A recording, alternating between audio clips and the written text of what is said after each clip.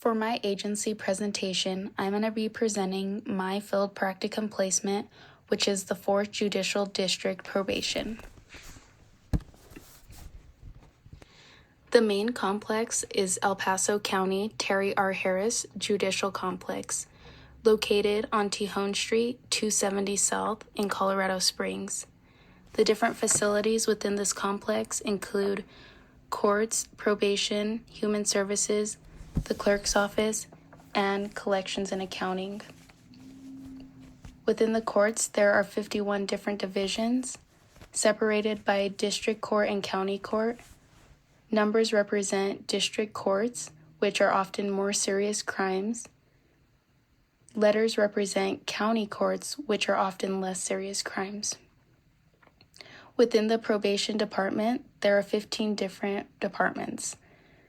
Some include standard adult, VSO, which is victim service officers, sex offenders adults, juveniles that commit sex offenses, domestic violence, juvenile and adult PSI. PSI is pre-sentence investigation, typologies, and the volunteer unit.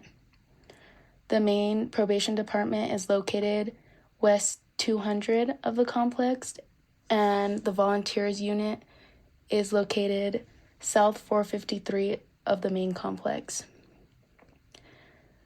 The financial department is in room south 102. Here you can pay restitution, court costs and fees, and set up payment schedules. The clerk's office is located south 101. Here anyone could go to petition anything for themselves. For example, if somebody's on probation, they can go petition for themselves to terminate probation early. Lastly, we have Human Resources, which is located in West 162 of the main complex. Here there's representatives of DHS, and you can receive services or information about food stamps and Medicaid. This mission/vision statement that I'm going to be reading comes from our Chief Justice Brian Boatwright and can also be found on the 4th Judicial District website. The Judicial Department works to provide equal access to justice, contribute to public safety, and strengthen the rule of law across Colorado. Together, our courts and probation departments are committed to impartial and timely dispute resolution, support for families, litigants, and victims, client rehabilitation, and meaningful community engagement. We are committed to empowering our employees through open communication, fostering a community of trust in a supportive and innovative workspace. The Colorado Judicial Department strives to be trusted and transparent leaders in the pursuit of justice across the state, serving our communities with integrity and providing fair and equitable access to the judicial process.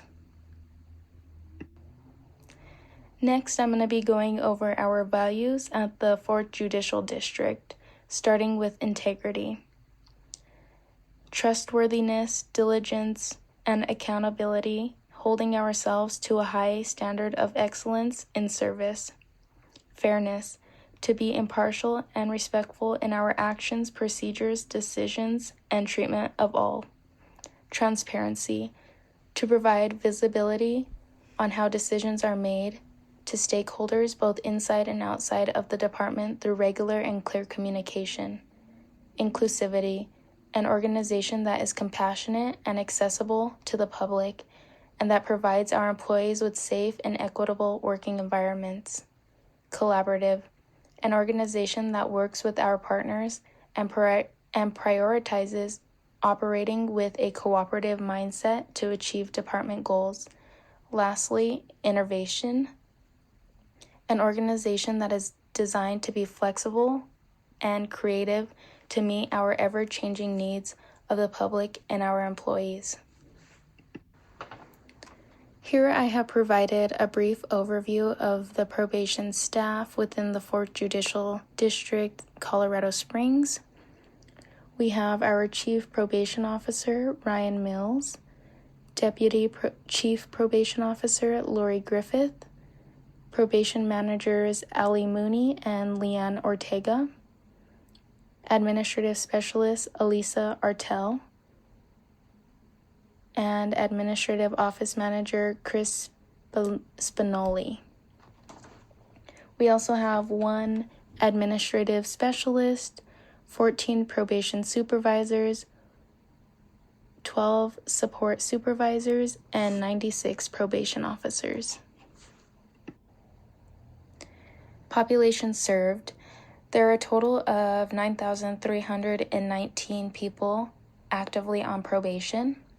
When it comes to race, 6,208 of these people are Caucasian, 1,572 of these people are Black, 1,160 of these people are Hispanic, 108 of these people are Asian, 78 of these people are Native American, 6 of these people do not have their race recorded, 187 of these people are recorded as other.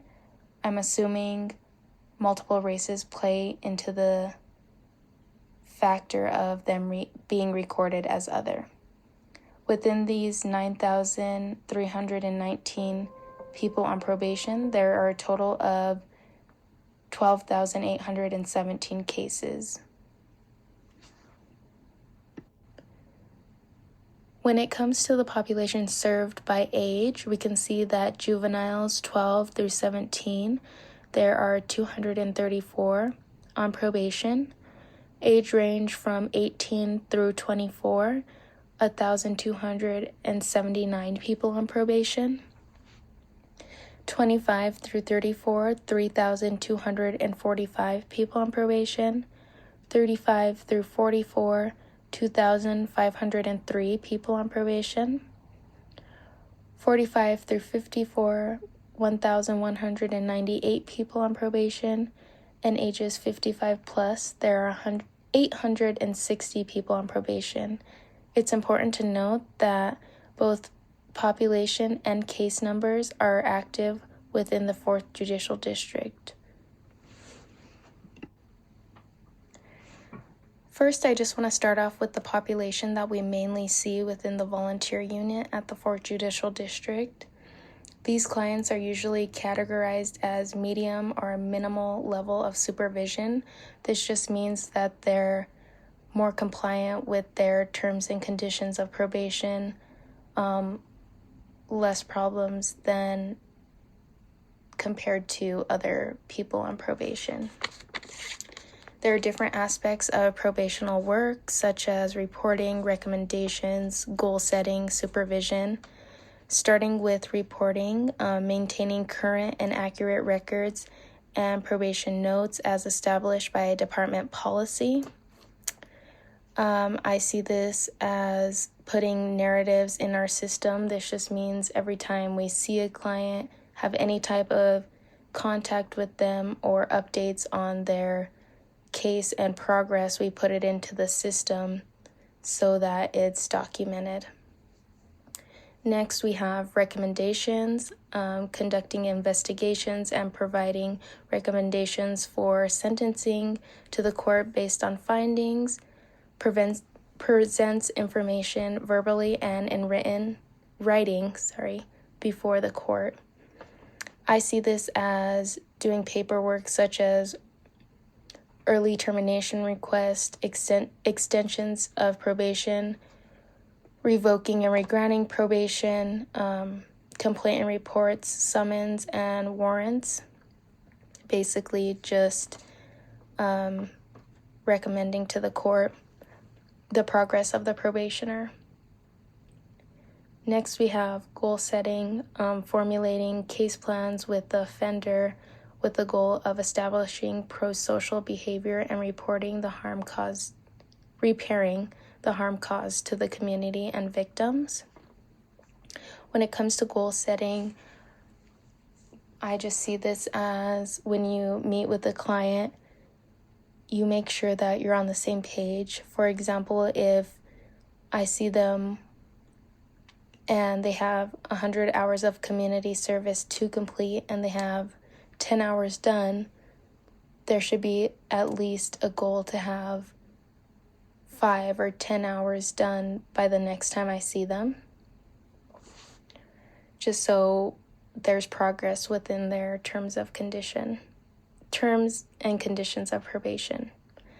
Lastly, supervision. Supervises probationers, provides referrals to community resources.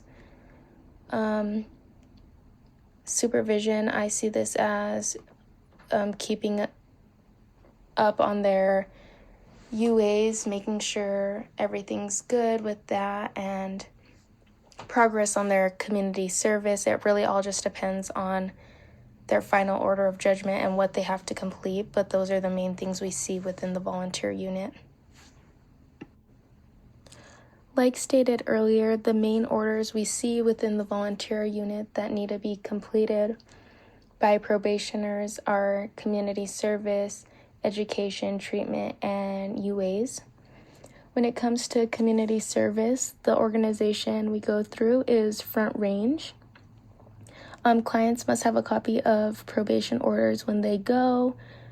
The clients will have a date they need to at least register for the community service by, and there is a $75 one-time supervision fee through Front Range.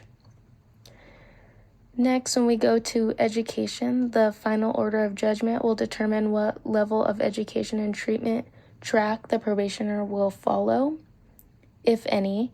For example, level 2 alcohol education and 52 hours of therapy. This just means level 2 of treatment, 24 classes followed by 52 hours of therapy.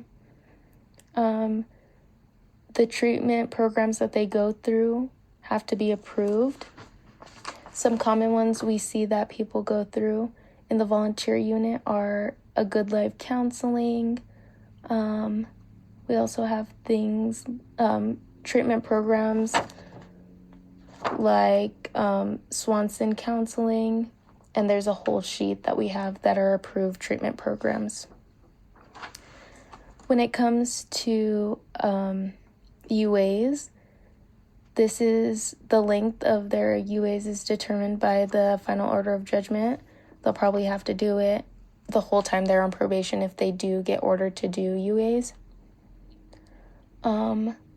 So some places that do UAs that are approved by us are Colorado Health, Urban Labs, and Gateway to Success. Sometimes even the treatment providers offer UAs through their programs. So, after somebody gets sentenced to probation, they should report to the probation office, West 200. From there, they'll be informed who their probation officer is and when to return. When they do meet with their probation officer, they're going to review and sign various forms and documents.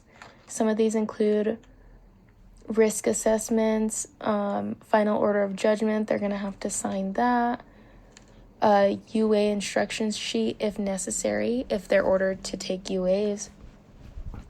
Standard conditions of supervision, they're going to have to review this and sign it. Waiver of extradition, this is just saying if they go out of Colorado or the state they're in, they will be brought back if they don't let their probation officer know. Also, if they get arrested out of state, they'll be brought back to Colorado. And a post-sentence release form. This is just them being informed that as their probation officer, we can contact their treatment providers. We can see their community service completion or check up on that. Also with UAs, we can check up on those. And lastly, during the duration of probation, work with probation officer to be compliant with terms and conditions of probation. When it comes to accreditation, this is formed through the direction of the United States Constitution, along with being under the authority of the Supreme Court of Colorado. The Judicial Department annual budget increased to $67 million in the 2023-2024 annual budget. 28.7 went to compensation and classification. There was a 3.3% salary increase across the board for all employees and judges. 4.4 million for judicial district full-time employees, including probation, trial court administrative staff, family court facilitators, self-representative coordinators, and Court of Appeals staff attorneys. This money was also distributed through probation and court security, additional staffing, case management systems, language interpreters, IT, and leadership development programs. Strengths within the volunteer unit of the 4th Judicial District include volunteers being directly hands-on and coached and mentored. Volunteers get to shadow other probation officers, observe court, and this program fosters potential employees for the 4th Judicial District. When it comes to challenges, our supervisors mentioned that it's hard because it's a revolving door and their volunteers come and go, not in a bad way, but just because they're moving on with their professional endeavors. It's hard for people who are on probation in the volunteer unit because they often don't have the same probation officer throughout their time on probation. Also, as when it comes to the probation department as a whole within the 4th Judicial District, they're trying to make changes where pay becomes more stable. So the longer you're there, the pay increases and it's just more stable overall. Lastly, because there are so many volunteers and probation officers within the 4th Judicial District, space is becoming an issue because not all the probation officers have their own office. And when it comes to volunteers, we don't have our own office and we often share or switch. So it's just hard because people are creatures of habit. So those are some strengths and challenges of the probation department within the 4th Judicial District. When it comes to principles and values within my field practicum placement, I've observed integrity and competence. Integrity is explained as social workers behaving in a trustworthy manner. I think that probation officers are the trustworthy source between the probationer and the courts to honestly report the progress of the person on probation. When it comes to competence, it's explained as social workers practicing within their areas of competence and developing and enhancing their professional expertise. We are volunteers within the 4th Judicial District, so we are continuing to develop and enhance our professional expertise with learning every day and trying to understand how things work within the system and how to properly relay that in our work with people on probation. In the Nassau Code of Ethics, different ethical responsibilities are explained. I'm going to go over a few of them that I believe I have seen within my field practicum placement, starting with self-determination. This is explained as respect and promotion of the rights of clients to self-determine and assist clients in their efforts to identify and clarify their goals. Social workers may limit clients' rights to self-determination when, in the social worker's professional judgment, clients' actions or potential action pose a serious, foreseeable, or immediate risk to themselves or others.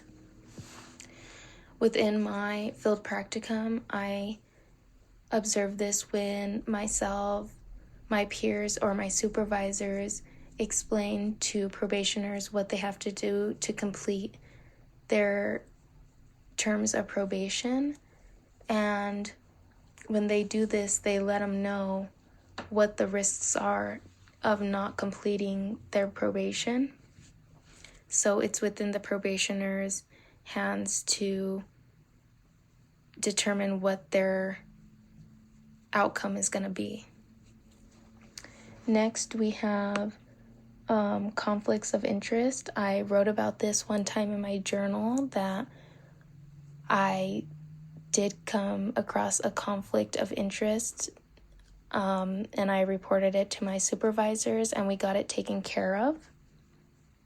In the Nassau Code of Ethics, it explains that a social worker should alert and avoid conflicts of interest that interfere with the exercise of professional discretion and impartial judgment. So I did alert and avoid this situation, and we've gotten it taken care of.